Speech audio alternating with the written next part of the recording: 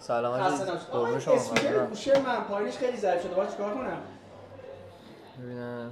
یه مسواک میخواد بگی یه مسواک بزن 200 تومن ازش خیر بگی امروز کاسبی نکردی الکی بهش بگو اسپیکر رو تعویض کردم. جناب این برد پایینتون خراب شده. یه 1.5 هم هزینه‌شه. یک روزم زمان میبره تا درست شه. زودتر نمیشه؟ نه، یک روز زمان میبره، 1.5 هم هزینه‌شه. مسئله نداره انجام. خدایا خودت شاهدی که من بهش گفتم فقط 200 تومن ازش خیر بگیره. دیگه تقصیر من چیه بندت این شکلیه؟ آقا سلام علیکم. سلام عزیز. خسته نباشید. قربونت برم. هندزفری بلوتوث دارید؟ هندزفری بلوتوث هم داریم. بله. این برندو دارم وامور، کیفیتش هم خیلی خوبه. اینم تقدیمت میشه 2.5. چند؟ 3.5؟ آفرین بهش بگو 3.5 نشنید چند گفتی بهش بگو 3.5.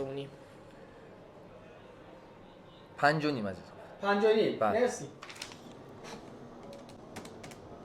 اجاره ها رو که بردم بالا، تعزیرات که هی داره جریمت میکنه، این هم گرفتاری داری، این هم گوشی برگشتی میاد. جای اینکه گلس رو بزنی 50 تومن بزن 70 تومن.